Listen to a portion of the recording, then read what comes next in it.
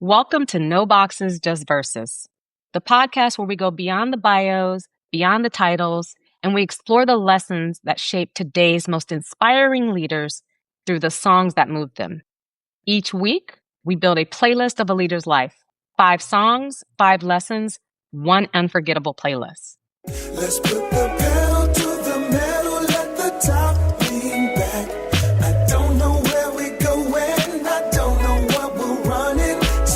I'm checking for you, how you feel about that. I think it's time we rendezvous. And today, I am so thrilled to be joined by powerhouse sister couple, Chloé and Maud Arnold with Syncopated Ladies and Chloé and Maud Productions. Chloé and Maud, welcome. I mean, we'll have to get into it. I've known you guys for a long time. Yes. Thank you for having us. To be here and so excited to reconnect in this way, at least almost 20 years later.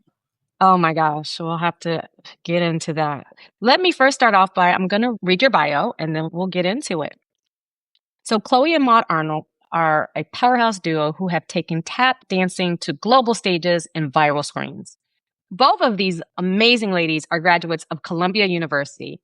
Chloé is an Emmy-nominated choreographer whose work has been featured on small places like, I don't know, Netflix's Unfrosted, Apple TV's Spirited, starring Ryan Reynolds and Will Ferrell, over 70 episodes of The Late Show with Jim Corden. And then Maud also has lit up the big screen on Hulu's Theater Camp, starring in Ben Platt's 8 and A24s and Y2Ks and the comedies Freaky Tales and Together. I want y'all to know that these ladies have founded an amazing dance troupe called Syncopated Ladies. You may have seen their videos like the Beyoncé video, the Prince video, with more than 100 million views. And actually, last I checked, I think it was closer to 200 million views. Your performances have been seen on places like The Ellen Show, The Kelly Clarkson Show, Good Morning America, So You Think You Can Dance, CNN, and on and on and on. And some of my favorites, actually, the New Year's Eve specials. I've seen you guys on there. Even Mariah Carey's Christmas special. You all have literally been everywhere. You've been praised by Beyoncé, Janet Jackson, Shonda Rhimes, Whoopi Goldberg, so many people. And you give back so much to your communities. You co-founded and directed the DC Tap Festival and the Hollywood Tap Festival, which is held at the Debbie Allen Dance Academy. And we'll get into our Debbie Allen connection. You've been recognized by the U.S. House of Representatives and the Kennedy Center. You're also ambassadors for TAP. And you use your foundation to create lots of opportunities for dancers around the world. And, our listeners are going to get information on how to follow you. But I love seeing, Chloé, most recently, you had a lot of your reels about dancing being very global and worldly and being in Brazil and how dance really brings us together as a community. And that's what it's all about in No Boxes, Just Verses. So I really want to welcome you both to the podcast. I can't do your bio enough justice. And by the way, I'm just so dang proud of both of you. Thank you so much, Shannon. We're honored that you're proud of us because you are someone that has always been a leader in our lives and someone we could look up to, and setting the bar very high, which is great because it gives us something to work towards. Well, listeners, what you should know is, and we will get into their journey and their story, but I met these beautiful ladies over 20 years ago. Maud, you were in high school. And Chloé, I think you had basically just graduated from college. And we all basically worked for Debbie Allen. And so shout out to Debbie, who has been a hero and mentor and supporter for all of us. The whole Debbie Allen Dance Academy family. There's so many people to thank. We met each other in those beginning days where you guys just had a dream. Yeah. And we had a dream. That was it. There. We had a dream and some dance steps. Yeah. Yes. And the dreams came true. But let's get into your origin story. But what I will say, and I've said this on a couple of other episodes, is your dream didn't come without lots of grinding, lots of hard work. I remember many a days where remember when we were over where Dada used to be in Culver City, and that warehouse where there was like no AC in the back, and we are there late at night and y'all are just practicing and practicing. Like, I don't know if people see all that. I saw it, but when people see you today, I don't know if they really understand all of that work that went into it. Hard, very hard for people to imagine how hard we've worked. But we are so excited to share that because it is so important for those that are building a dream to not think, oh gosh, it's never going to happen. Oh, this is so hard, and feel it like underwater. But rather, we hope that by sharing with people how much grit we had to have and how much we went through, it will help them understand to just keep pushing and don't give up. Let's start with how this all started for you guys, where you're from. I love the fact that we're actually from the same place. So I think that's one of the reasons why when I met you, we just instantly clicked. The DMV, DC, that's where y'all are from. And the song you guys picked was Can't Touch This by MC Hammer. So take me through your early kind of childhood inspirations and why you guys picked that song. Growing up in the fun. I mean, for me, it's 80s and 90s, but the 90s are when I was more aware of music. Wow, what a great time where dance was such a big part of just culture and everybody danced. You'd have a cookout, people are dancing. You have a school dance, you have a dance, just dance everywhere. And it's just part of culture. And also people listened to music as a family. Nobody had headphones in the house. You had that one central stereo that everybody was sharing in a listening experience. That's so true. And so we grew up in Washington, D.C., and we got into dance quite young, around 6 years old. I was 6, Maud was 7, but we're 6 years apart. So different times. I was taking ballet, tap, jazz like everybody else, the kind of the trifecta when you're a baby. And then in 89, the movie Tap came out, and I saw the movie Tap. And for me, that was a turning point of saying, whoa, these artists, Gregory Hines is amazing. I want to be like him. And within a year of that, he came to DC, did a performance. I got to see it. I got to meet him. I have a picture right now on my wall with him and from that time. And that was it for me. And I knew this is what I wanted to do because I was able to put a face with a dream. And then not too long after that, what Gregory was doing that was really cool at the time was he was putting tap to cool music. And so it was helping make tap relevant. When I then think a little bit later, after meeting all these tap phenoms and really falling into tap, and this is what I was going to do, it was a woman named Tony Lambre, who was both of our teachers, who ran a company called Taps and Company at a very young age. She was an incredible entrepreneur, so young. Basically, it was a Black girls dance studio, in essence. That way you get some boys here and there, you get a little touch of others here and there, but the reality is it was a strong Black women-centered space. And so there were actually 5 of us in our dance company, and now you look at Syncopated Ladies and there are 5 of us. The subconscious seed planted. And then Miss Tony knew that Debbie Allen was having opportunities at the Kennedy Center, and someone in our company told us when, and I ended up going to audition for her. And first audition that I did for her was at 14, and I got denied, cut, boop, boop, cut out.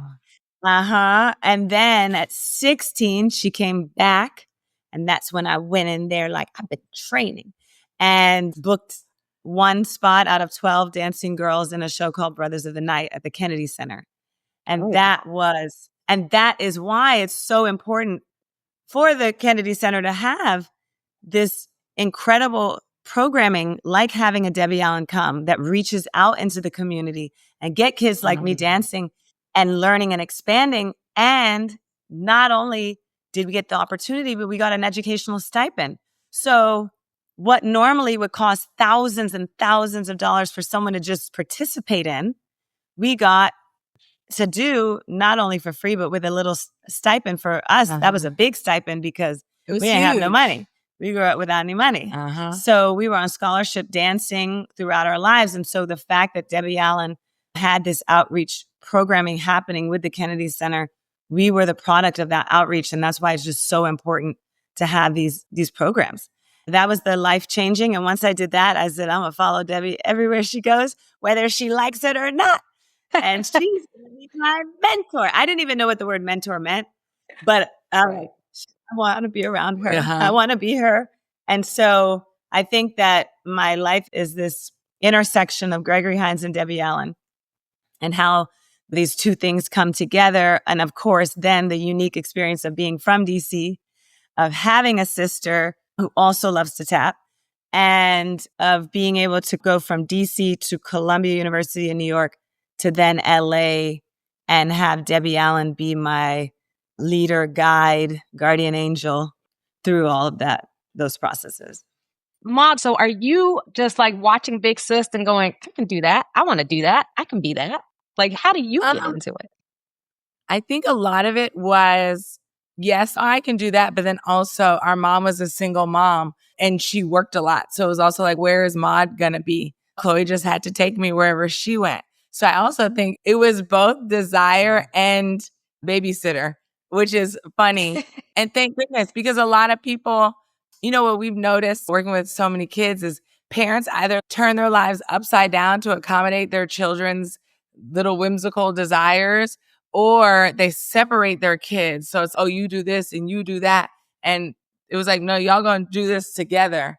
And it was never like, I don't want to do this with her or anything like that. And so I think it worked out really well. And I think that part of Maud's comedy is, yes, my mom was a single mom and she got dropped with the babysitter. The flip side that I would say from my perspective is Maud is a social butterfly. So she liked to be anywhere she could be, talking to people and making friends. It wasn't about the dance. It was about the social network that dance provided. And she had a blast. And she was more famous than me, even though I was the first person to join the dance studios. Everyone knew her more because her personality was so large. Yeah, I did like to go and just hold court. I absolutely remember you as a teenager. You came, from my memory, I think, Chloé, Maud came to visit for the summer, is how I remember how this happened. And I didn't realize she was going to college. I just thought, in fact, I thought y'all were similarly aged. Like, nobody would know that because Maud just comes in and commands like the room. She just came in and started talking to me, and I was like, oh, she just must be a student, and she's super friendly. And I remember when you came to work at Dada, Chloé had told me, oh, there's this new woman and her name is Shannon and she's so nice and she's from DC too. So I know when I came for the summertime, I was like, oh, yay, a new friend. Because as it's the same as when I was a kid. In fact, I did a TEDx talk about it, about how my mom had to put me on a leash because I talked to everybody. And it's still the same to this day. People always ask me like, how do you network so well? And I'm like, I don't look at it like networking. I really like talking to people and I really like getting to know people, and like people are my thing. Chloe's 6 years older. So after she left for college, I went to Duke Ellington School of the Arts in DC. Funny enough, I had found a bunch of floppy disks the other day and I bought a converter to read things. And I found my speech running for senior class president of Duke Ellington last night. And I read it to Chloé. It's hilarious. It's like, if you want your prom to be popping and not $150, vote for me. I did win, for the record. And then I ended up moving actually in the middle of my senior year to LA because I had a scholarship, a full scholarship to dance at the Debbie Allen Dance Academy. And shout out to Lizzie Moore, who was on the board at the time, who's my fairy godmother now, who I lived with her and her daughter, Samantha. And they made it possible for me to pursue that scholarship that Miss Allen had so generously given me. And then I auditioned 2 times for Debbie Allen and she cut me. Love you, Miss Allen. And on the 3rd time, I made it in a show called Brothers of the Night, the same show. And that had a reprise approximately 6 years later, ironically at the same time, the age that I did that role, now Maud was that role. The show gets brought back by popular demand to the Kennedy Center, Debbie Allen, boom. And I got to be her understudy because she would always say things like, if you are on the side of the room, you don't know everybody's part, you are not doing your homework.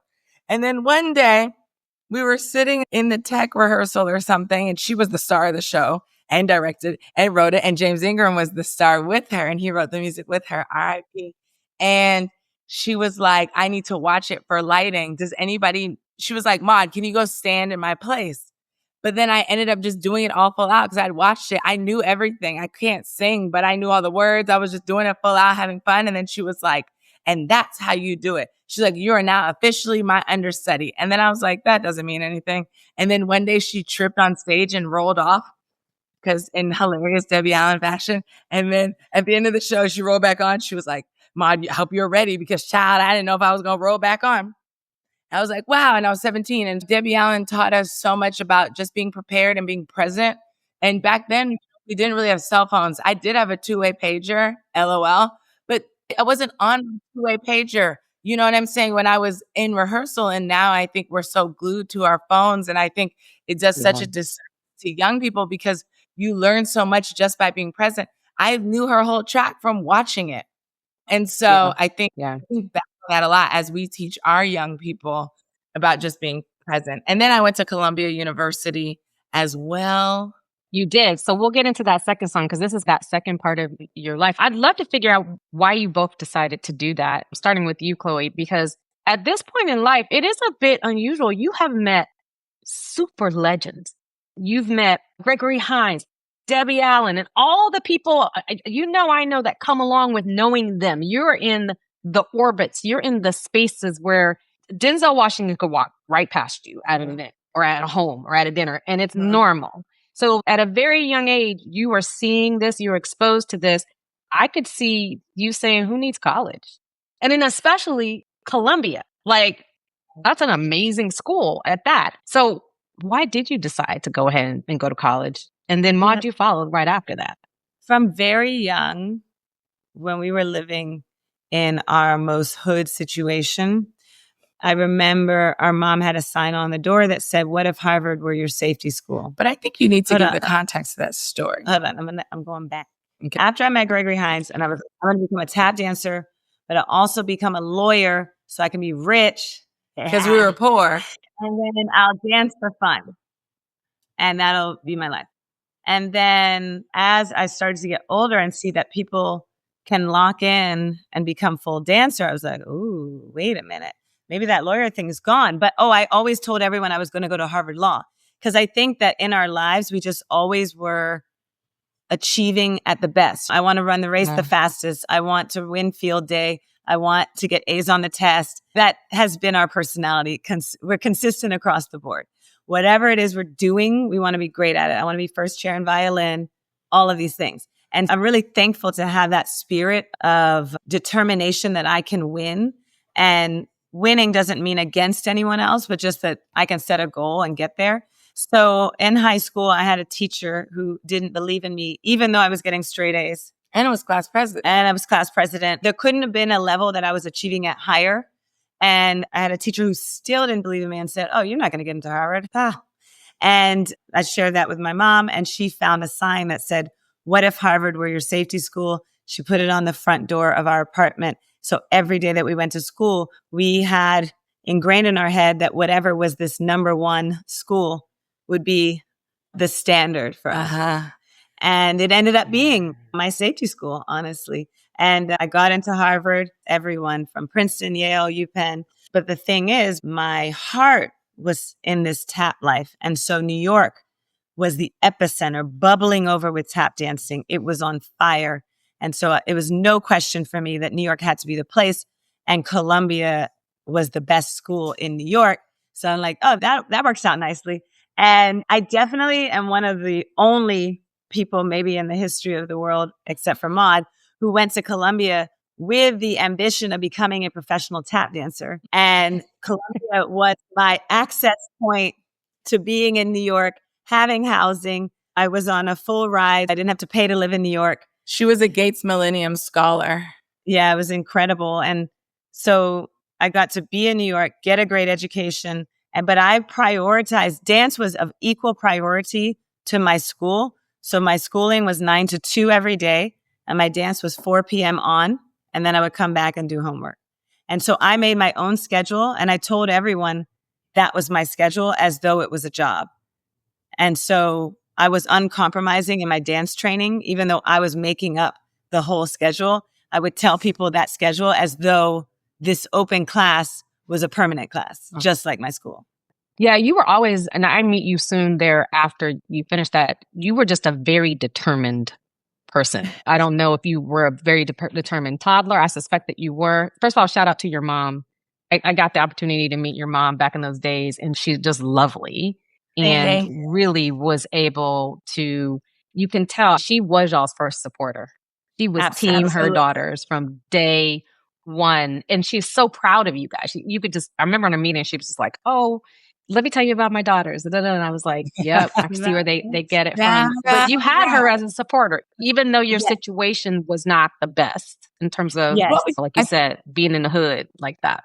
And her mom's such a gangster because she was the only white woman in the neighborhood at the time. Yeah. Because this is pre-gentrified DC. And then even like the sign, Chloe's like, she got a sign. She took a sign.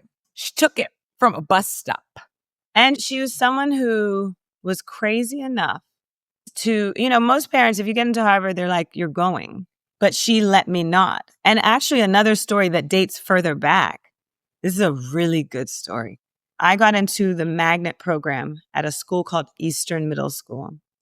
But I had my school that I was achieving at, where I ran fast. Everybody knew me. I felt like it was like my home. And it was like, quote unquote, regular school. It was my regular school. And so I get into the magnet. I go to the school. I'm there a week. I'm like, Mom, I hate this place. I miss my friends. I miss my life. I don't like this. The vibe sucks. I hate the culture. There is no culture. Because at that point, the diversity goes down, drops significantly. And so I tell her, I don't want to be here anymore. She was like, you have to stay at least one more week. So you give it 2 full week, try. And if at the end of that, you still want to go, we will discuss it. Week passes, another week passes. I'm like, I'm out. I want out. And she actually let me out. And I went back to my quote unquote regular school, which was Parkland Middle School. And I thrived. I played intramural football with the guys. I was on a double dutch team. I was competing for the presidential fitness stuff that was happening. I made great relationship with my principal, who knew I was a dancer. So anytime I had to do a dance show, he would let me miss school because I was getting A's. I had the best relationships with my teachers. I was a competitive typer, just ridiculous things, but I had a blast. And because I had a blast, I loved going to school. I think that's so important for parents to remember. The pedigree of the school will not ensure that your child learns. And you have to make sure your child feels a sense of self-esteem, high self-esteem, that puts them in a position to learn and enjoy learning so that you don't have to make them go to school every day, but instead they're excited to go and they feel like they're alive in school. And I felt alive in school. And I think a lot of kids don't right now. Oh, that's a whole nother conversation we'll have to have in the green room. I have a lot to say about that. But back to your story. So the song that you guys picked for this period of your life is, I love this song, Lovely Day by Bill Withers. And it just sounds like you're both hard workers, and you really, when some people remember their grind in those days with just struggle, it's almost like you remember it with purpose. And like you wanted to keep the joy because you enjoyed it. You enjoyed the hard work. That's a crazy college schedule where you basically had no time to socialize, hang out, because you're going to school and you're doing a full-time like apprenticeship in your craft and with no time in between. But there's joy in it because you love that grind, which I think you still guys do today based off of what I know about you. Ironically, I went to school with Bill Withers' daughter. She sure did. She went to Columbia too. Yeah, Corey Withers. And I think Maud and I, we always, and this definitely comes from our ancestors, but the ones that we were living at the time, everybody in our family has a positive attitude. Everyone, all sides. Our aunt just got her leg amputated, and she sent us a photo from the hospital, and because she just got a new prosthetic leg.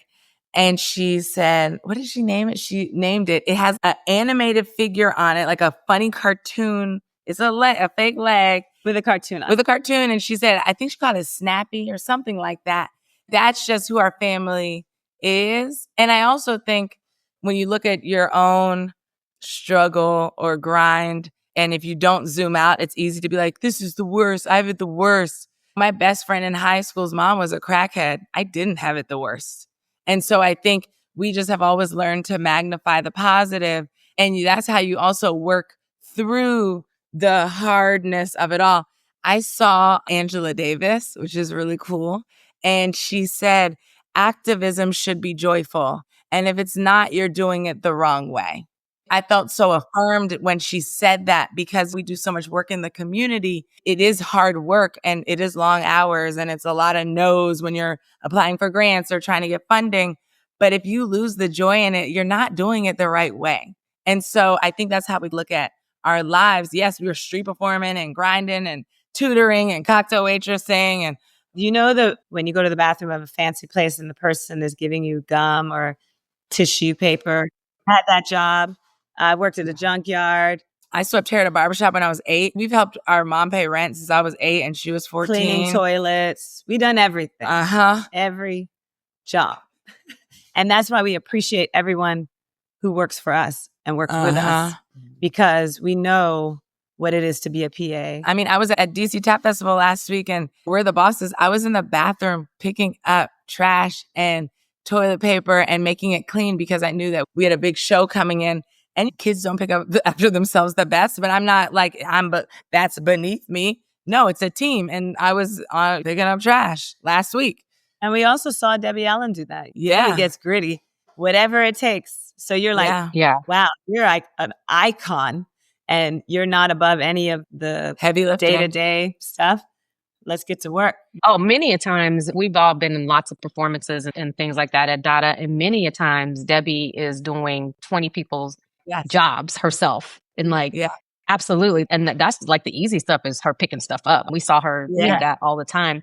But it was one of those things. Again, I think you all were in a very supportive community despite what was going on like right outside your doors. And then you wind up being around other people who are humble and supportive. And it just continues to reinforce. That's a big part of your leadership and how you actually show up. And I've seen how you guys show up for those type of things. Okay.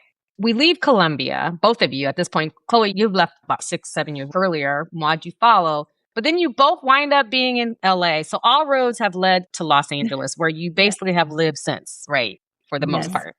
Things start to really happen for you guys. The song I love that was picked is Formation by Beyoncé. You know, y'all bestie. Which, think about it at that time. I'm not sure had y'all met. When I knew you guys, I'm not sure we met a lot of famous people. A lot of famous people came through Dada. When I tell people like the level of folks that came through the doors and at our performances is crazy. Yep. But I'm not sure we met Beyoncé. No, I don't remember Beyoncé. When I was in college, every summer I was spending the summers at Debbie's training and teaching dance. And that's prior to meeting you, Shannon. When I was in my senior year at Columbia, senior summer, I was scheduled to go back and now it's time to try to make it, right? Get bigger jobs, try to make it. And Debbie asked, what are you going to do? And I was like, I'm going to try to make it. She was like, I think that you should come to LA. And that was shocking for me because my whole thought initially was like, Broadway, I'm going to do Broadway. Because in essence, it's the thing that was popular, it's the thing that was known. But then when I zoomed out and was hearing her clearer, I'm looking at Broadway, there were no opportunities that were going to cast someone that looked like me. There were no Black girls, especially not with a booty. If you were going to be in a chorus, you need to be taller, thinner, and lighter. And so...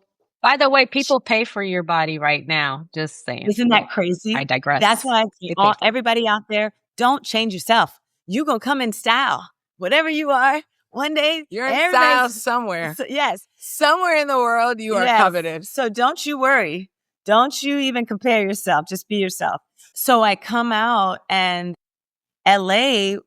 Interestingly enough, even though people think Hollywood is so tough, it is, but it definitely allows for a different type of creativity than New York, which is interesting because New York is like this creative bubbling space of energy. But in LA, you can listen, if you make an idea and they think they can make money on it, it's happening. Obviously, you have to have access and the in, but it's definitely different than a Broadway show where you'd need 10 million as an entry point.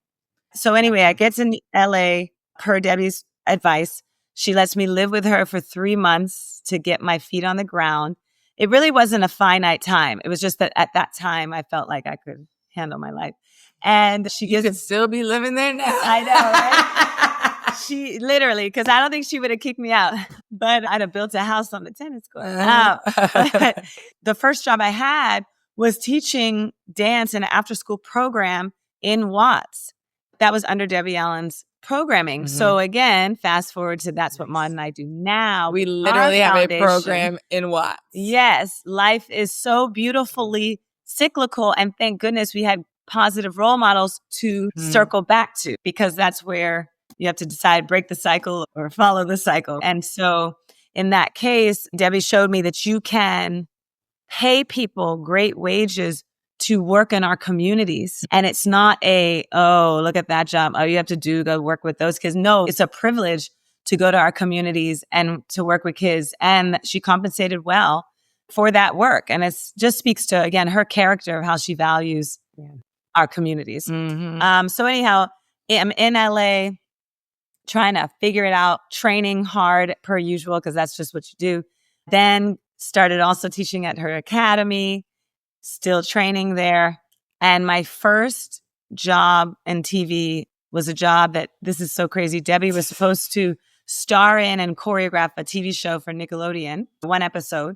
And she tells me one day, she's like, child, I can't go. I told him you're going. But tell the people who's going to be the person. After they wrote it. After they wrote you in. And you tell them, nah, I can't come. I'm sending my early 20s something. No credits. No credits. Never acted before. Never been on a TV set. Scared to death. So mind you, we studied film. That has nothing to do with the real world of TV. So I knew nothing. I was petrified. I got to bring a cast, which is also crazy. I got to bring people to be in it. I remember stressing out and just trying to figure out, what do I wear? What do I bring? It went quite well. And that was the first bit of dance that I had on my reel. That was the beginning of these opportunities trickling in. But more importantly than that, prior to TV taking off, because TV really took some time to take off for real. Like you said, Shannon, we would burn the midnight oil at Debbie's studio, just jam sessioning and practicing. And one night there were a lot of girls there, which was unusual for girls to be in these cyphers and freestyle sessions. And they were young girls from 12 to 18. And I said, whoa, we should have a group. This should be a group. I asked everyone if they wanted to be in the group. And that was the beginning of Syncopated Ladies. And Debbie Allen, again, gave us space to create and practice and make up dances. And I had a little girl group, but it was a girl group of teenage girls.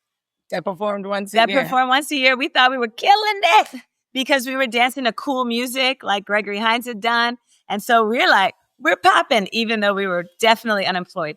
We had no money coming into the company. But we were having fun. We were having a blast. And we were so proud of ourselves. So many lessons there.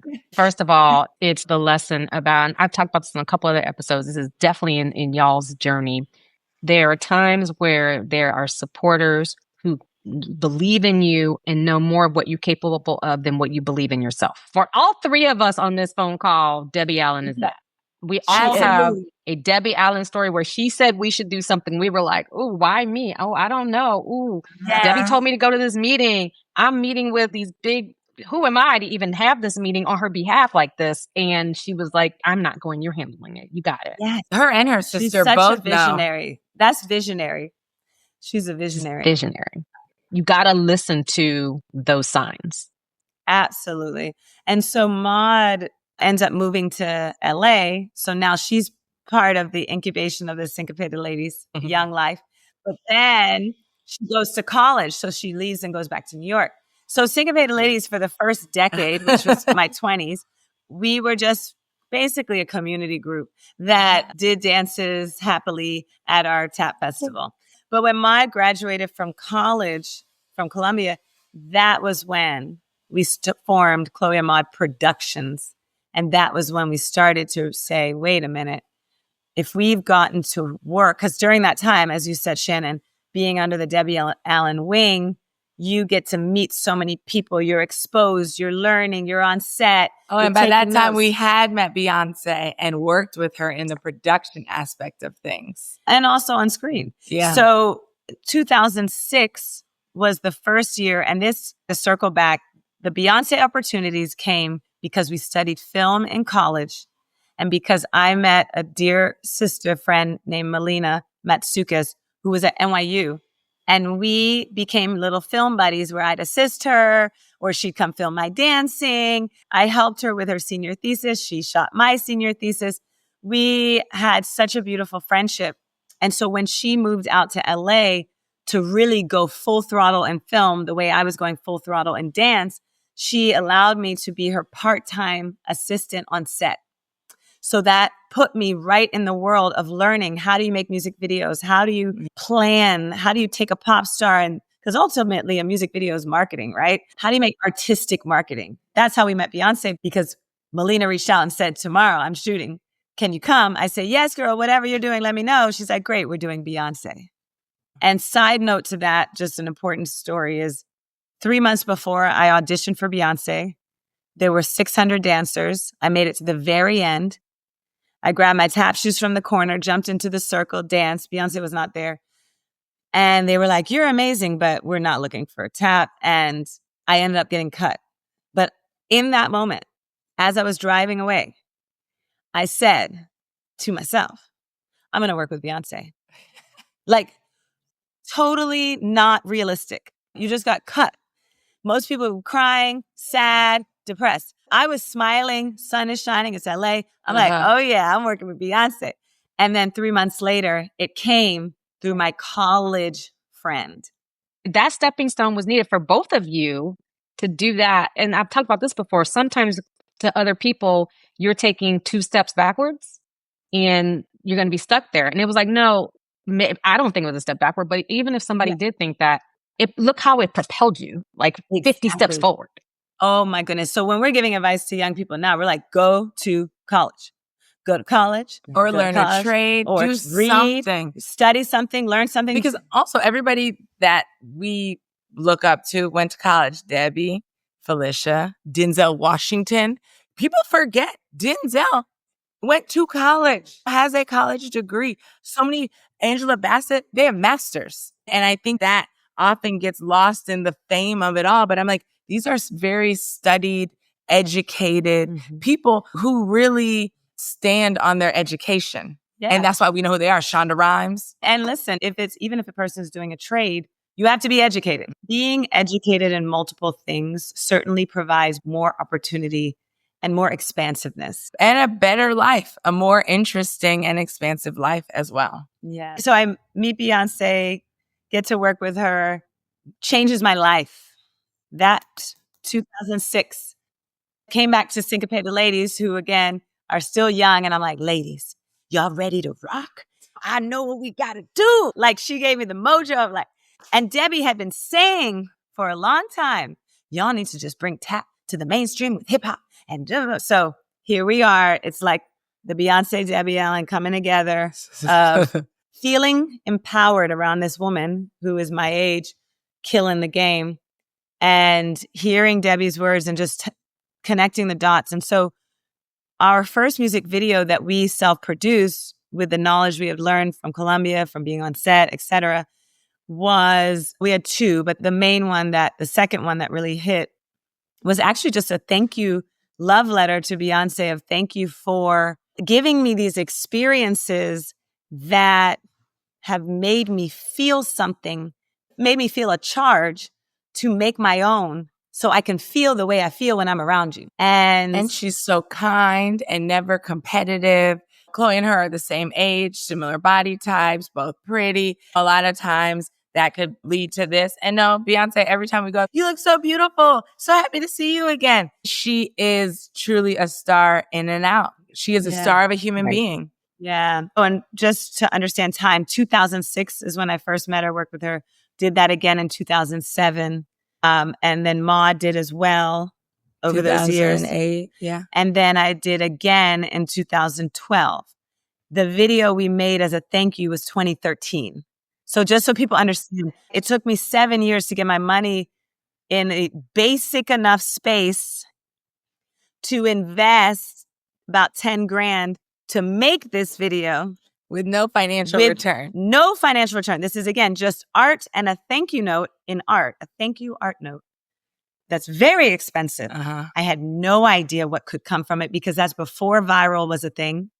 That's before videos There was on no Facebook. Instagram. There was no Instagram. And praise God, that video got to Beyoncé. That was our first video, End of Time, that got to her. And she shared it on Facebook as a link to YouTube. Yep. So just so people understand the timing, it went super viral, and that set us on our path of being able to be entrepreneurs and have a brand that's now globally recognized. She literally catapulted us to her fans. And she did that twice. And that's why Maud picked the song Formation, because the second time she did it, that was 2013. 2016, when Formation came out, we got in Tap Formation. And that video, if we thought that the first one did well, this was another stratosphere we couldn't have imagined. And it was the homepage of Beyonce.com for 3 weeks.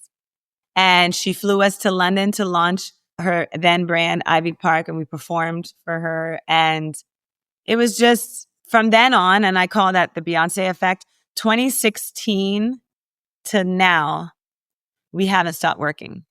It's like if Oprah picked for the book club, you're a New York Times bestseller. Beyonce picked us. Yeah. I remember when I saw it, I was screaming because I was like, "This is my girl." I was screaming because I knew how hard y'all had worked. And I love how you, listener, please, I love, Chloé, how you broke that down. It seems, it just happened. They just danced and it just happened. You were like, first of all, it took 7 years. I had to invest this money that I didn't have. I had to believe in myself. Just because I had this job and I was doing this with Debbie, blah, blah, blah, doesn't mean I was wealthy. Like I had to, but we had to believe in ourselves. We had to grind. And then when you got the quote unquote break, I'm going to call it a break, but I take that back. I'm not going to call it a break. When you got what was destined for you to do, you were ready. Thank You you. were ready. And it's really funny is that basically Beyonce said that to Chloé. No, I've watched you work for so long. Like for 10 years. This is what is supposed to happen. And it's a good reminder also that one, people are like, oh, nobody watched my video, I'm going to give up. You never know who's watching. People are always watching. You just got to keep doing the work that brings you joy. And I also think you knew the grind, but I also think just living at your means or below your means, everybody's always trying to stunt. My God. I lived in the same apartment in LA for 17 years. Okay. 17 years because that was rent stabilized. Safe neighborhood. And I was like, I ain't leaving till... And she always had a roommate. That's the other thing. She always had a roommate. Yes. Whether it was me or, it was somebody else for a long time. It was other people. And then it was me. And then we moved away from each other. And then we bought a house together. No. Then she moved next door. Not away from each other. I moved next door to the apartment next I was door. Apartment 1. She was apartment 2 in the same building. Then pandemic happened. Thank goodness we had our own spaces because it we was would like, have died. Yeah. We would have killed each other in the pandemic. And then right out of the pandemic, which seemed like it would have been the lowest point, actually was our highest career point financially. Mind you, we've had highs that everybody think we're killing. They think we're rich because we've done all these TV and then blah, blah. But the reality is the financial height was actually right after COVID. And that's when we were able to buy property in LA. And we had already bought property in New York 2013, right out of Beyonce. Thank you. Shout out Beyonce one more time. Toyota. And Toyota, because we both book commercials. Those commercials, hey, why we have a place in New York. And thank goodness for people that we saw, like a you and like a Debbie, who own their homes, who are making smart investments. I know plenty of people have booked several commercials, and I'm like, what happened to the money? Because I'm like, Yes. I know we both did one national commercial and own a property in New York as a result. Yeah. Oh, and I do want to shout out, because I never shout him out, and he deserves it. Joe Lanteri is a man who's been employing me since 2004 when I was not known in the slightest. And he saw my possibilities. And so over those years, it's a job that I don't do all the time. It's a weekend. It's called a dance convention. It's a weekend thing that I'll do periodically, maybe 10 weekends a year, something like that. But that was the seed money I needed to fund Syncopated Ladies. So thank you, Joe, because without that job, I wouldn't have had any money to do anything. And it taught me how to teach hundreds and thousands of kids at the same time and get my message across to them and get them hype about what we do, which I think has helped my choreography because I know what the masses are feeling because I get to teach 400 kids at one time. So you get to stay on the pulse of how people are responding to your art. I'm very thankful just for anybody who's given us, whether it was an opportunity to learn, a penny to grow, whatever it may be. There's nothing that we are unappreciative of, even our haters. And explain that to people, because I think that's a valuable lesson about the haters. Well, because everybody I think has them. the haters, like Cat Williams says, if you don't have any haters, it means you're not doing anything. And I think it's such a great reminder. I think the issue with haters mostly is that if you're the hatee, if you're the one being hated on, is if you give them too much energy or allow it to distract you, sway you from your course. And I would say, we've dealt with haters, both that we've known and that we didn't. Actually, mostly that we known. Yeah. The general strangers love us. We've been burned by people. We've been betrayed by people. It's really sad because it's such a common theme amongst people who are really successful. Because when it first happened, of course, we go to Debbie Allen to talk to her, and she's literally kicked her leg up on her desk because she's an actress and there's got to be drama. And she's like, welcome to being successful. And she was like, hate to say it. She said, don't reply, don't engage. And she always says, keep your hand on the plow. You do the work and you do the work. And that's all we've done is do the work. The haters, sometimes it's hurtful because you're like, wow, you're somebody I really cared about, or you're somebody I helped. Or I looked up to. All of the things. All of the things. And then you're like, wow, you have to reframe and you say, wow, I'm so powerful. I am intimidating this person who I used to look up to, must be doing something right. And a reminder of, let me make sure that we do the internal work so we don't end up bitter like a lot of the people we had looked up to who ended up being haters. Because anybody that's great is going to be excited for the next generation to grow and to expand. We have students and they're doing dance steps and I'm like, I could never do that. Amazing. I'm going to put it on the internet. Look at this kid. As opposed to being like, that's not even that good anyways. And so it's like, how do you continue to make it brand new for yourself and not ever become bitter in the journey? Because that's what makes people haters. It's the low self-esteem and the bitterness. Yep. Amen to that. I think that somebody listening to this needed to hear that because they're going through some haterade right now, but really use it to fuel you. And I love how I've watched you guys do it. I love how you reframe that and turn it into power and really just power that you have. And it fuels you to just keep going on. And do you all ever go on? Let me tell you, before we get to what you're doing today, we're going to go to your fourth song, which is another Beyoncé hit. It's Run the World Girls. And at this point, this is really a part of your career where you're running the world. First of all, shout out, what else we didn't mention is one of my all-time favorite performances that you guys did. And we're going to put the links to this in the show notes, was the Prince one that you guys did. I think it was When Doves Cry.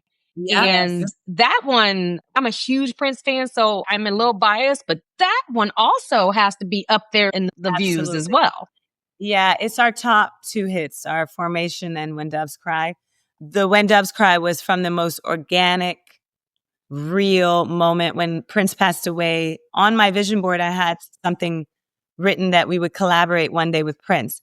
I did not think he was going to pass. And when he passed away, Maud and I were like, we have to make some art. We have to. And so that was born out when the spirit is in you and you share it like with everything within you.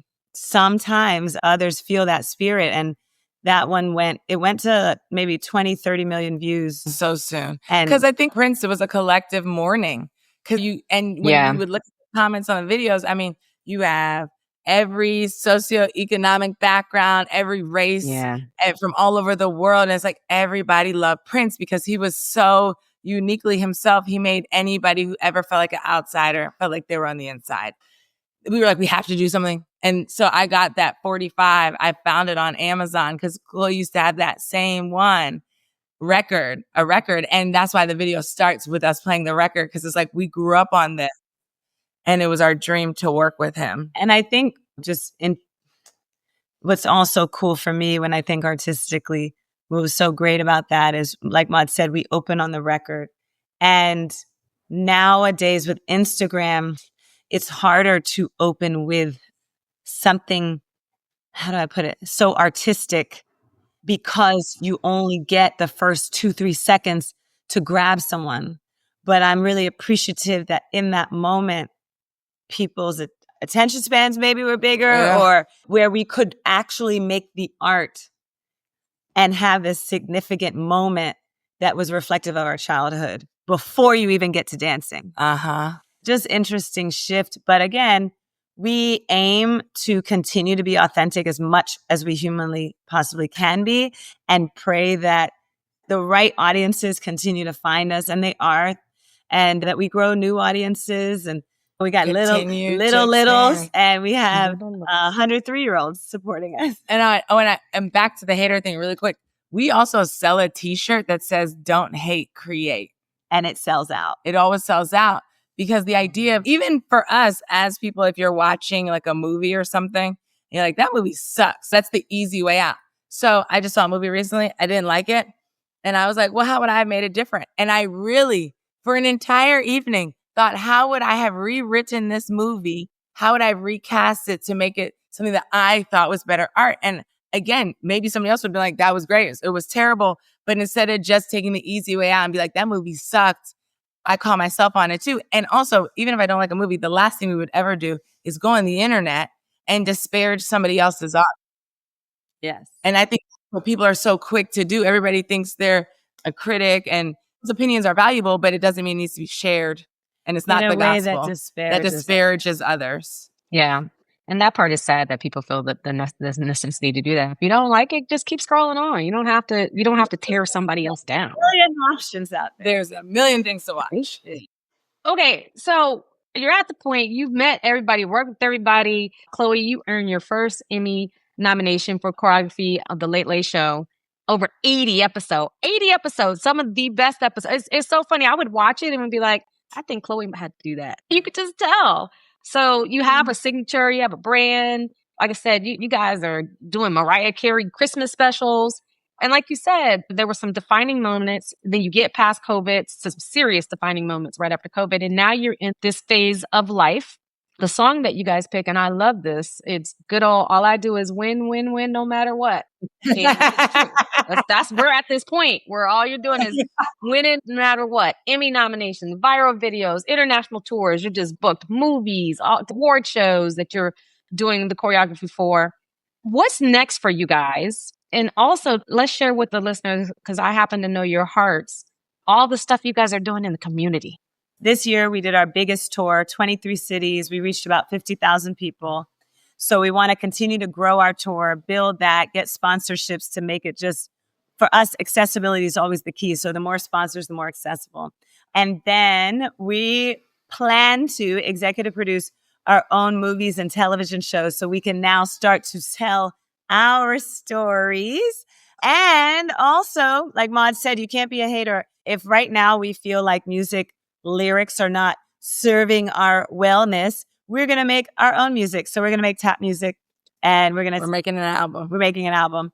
Yeah, we're so excited because we have so much to say, and it's time to say it. Time to say. But like back in the day when Michael Jackson, Janet Jackson used to have dance breaks in the music, you'll be hearing us.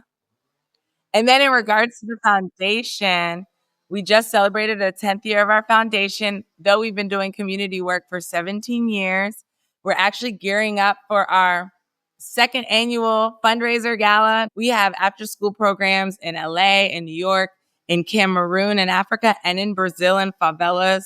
We touch thousands of kids a year. We've given away millions of dollars in scholarships. We've seen kids matriculate from being a scholarship student to graduating from college to having thriving careers, both in the arts and outside of the arts. And it's a forever thing when you're in the Chloé and Maud Foundation. Even if you don't dance anymore, we have such a grand community. And so I would say our goal for the foundation is to have a really solid budget. It's my volunteer full-time job. I write all of our grants. I'm our executive director. I do everything and I don't take a salary. And so the dream would, to get an endowment for our foundation so we can continue to expand our programming. And pay someone else and to pay do the admin.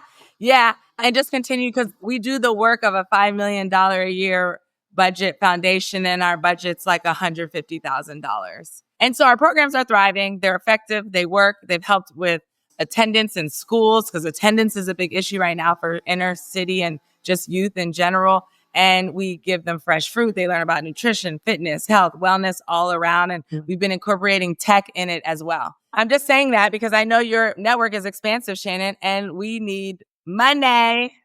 But any money you donate goes to the programs. We just have the lowest overhead ever. Our only rent is a storage unit that has the supplies and the tap boards and tap shoes for the kids. So it really is the money, it goes to the kids. Yeah. But we're just thankful. We're really happy to just have in our lives what we call rich lives. Our lives are so rich, not related to money, but related to the purpose, the joy, the connectivity, the fact that we have kids. We don't have biological kids, but we have kids across the world. And our mission is to connect all those kids and build a joyous global community that lifts each other up. I was in Cameroon and one of my dancers said, I want to be a veterinarian when I grow up. And I said, amazing. I have a friend who's a vet. She lives in Kenya. And so I'm going to connect them. And who knows, maybe the Kenyan vet will fly her to Kenya to experience a real life veterinarian opportunity. So it's beyond dance. Dance is the tool and the vehicle that brings us together. But really the purpose is elevation, unity, and knowing that you matter. Yeah. And that's actually a summation of all your journey, really, for both of you. That has been your journey. I am just incredibly proud of you both to have been in the room when you really started your careers and your professional careers and journey, to have seen you guys back then. And I wish we had more pictures. We just didn't take pictures. And we didn't have cell phones like that back then. Shannon, thank you to you because when you came to the Debian Dance Academy, we were all artists, right? Functioning in a business space, meaning making it up as we go along. And you came in and you brought your high qualified intelligence and skill. And we just revered you as, wow, she's so smart.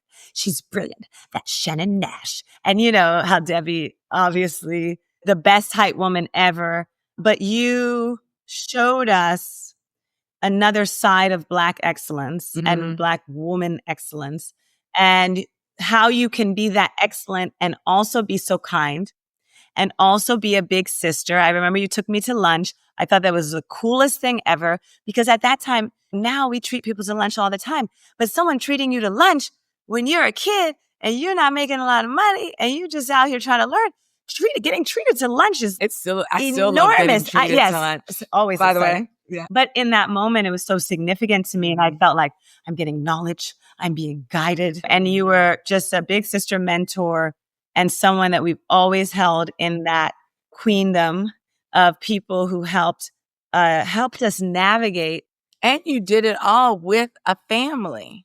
Yes. And just being around your kids too. I was just so cute and little, but watching Jason be a part of everything that we were doing. Because I don't even know if I told you, Shannon, but right after I graduated from college, I was teaching kids on the spectrum dance. And think about the proximity. I remember when we were at Debbie's house for one of those summer parties. And I remember Jason danced from when the music started to when the music ended. And I watched that at 17 or 18 years old. And I was like, wow, dance and music is the great equalizer, and it is for everybody. And I remember watching and feeling so free and dancing. And so when I was teaching those kids, it's all of those things that we're learning to not be afraid of people who are maybe learning differently or look a little different than us. And knowing that dance, again, is the vehicle and the language that can get there. Because I remember it would take a year to learn a box step, but man, we were celebrating that box step. And it also taught me patience for others and myself and give grace when learning. Yeah. Oh, thank you for sharing that. Thank you. Yes. To No, this day, thank you. Jason still dances. In fact, I'm gonna have to send y'all this video. We were at my nephew's wedding and Jason danced. Like he was sitting at a separate table and me and Bill were looking at him because we knew when the DJ was playing music and the bride and groom hadn't come in, and we were looking at Jason. Don't you dare get up in the middle of this big old fancy wedding and just start dancing. We're looking at him. And then what happened is some other young adults were at the wedding. A song came on and they got up and started dancing. And Jason looked at us slyly. They're standing up. Why can't I dance? And we were just like, and he never stopped from that point on. I love it. You were meant to come to the Debbie on Dance You Academy. were. I want to know how our listeners can support you guys. How can they find you, follow you, etc. And then on No Boxes Just Verses, we always ask our guests to give us that one song that brings them joy. Because at the end of the day, this podcast is about bringing joy. So you can follow us. For me, it's at Chloé Arnold Taps on Instagram, TikTok, etc., or just ChloéArnold.com. Same for Maud. It's at Maudie Poo online and on social media, and also MaudArnold.com. But if you just Google Chloé and Maud Tap, you'll be able to find You can so just Google much. Chloé and Maud. And exactly. And my song. I know mine is. Oh, I already know mine. What's yours? Whitney Houston, I Want to Dance with Somebody. You can never put that song on and not jump around. And I probably will put it on shortly after this interview so that I can just smile and feel all the love. And there's nowhere in the world that I've ever played that song where people didn't get up and dance. I would say my joyful song, we already said Lovely Day, so I don't want to use Lovely Day again. And this is going to sound so like cliche and lazy, but it's not. It's Happy by Pharrell. The song is so good. And he says, dance like a room without a roof because I'm happy. And it makes me happy. Every time I hear it, I just want to clap and dance and feel free. Actually, several people have chosen that song. It is probably going to be the clear winner for the entire season. Lots of people are happy when they hear Happy. So he did a good thing by making a song called Happy for sure. Chloé and Maud, again, it has been so much fun having you on No Boxes Just Verses. Your story is one of just lots of resilience, but lots of joy. You bring a lot of joy into everything you do. And you've been doing this since you were young children, regardless of your circumstances. You also are very driven. Both of you are very driven. But I do believe, as we have discussed, that Beyoncé said that your steps were ordered. They were destined. And I'm glad that you are really focused in this season in your life on really helping other people recognize this in themselves. And so whatever I can do to help that for this next generation, Big Sis over here is all in. And so I will, for one, be supporting the foundation and continuing to just be so proud to watch you all just thrive. Let's recap your songs really quick. First up, you have Can't Touch This by MC Hammer, followed by A Lovely Day by Bill Withers, who shout out to his daughter. That's so amazing. And look how life just puts people into your life. We got two Beyoncé songs. We have Formation, which totally changed your life by Beyoncé. And then we have Run the World Girls, which I think is a perfect description of what you guys are doing. And then we have, of course, All I Do Is Win by DJ Khaled, because that's where y'all are in life. With your bonus songs being Happy by Pharrell and I Want to Dance with Somebody by Whitney Houston. Chloé and Maud, it has been so much fun having my little sis, who I'm so proud of, on the show. I love you all. I appreciate you all. And I'm here for you always. Thank you. Thank you. Thank you. We love you. And we're Shannon. always here for you. Thank Yes. you. And that's a wrap. Thank you so much for listening to No Boxes, Just Verses.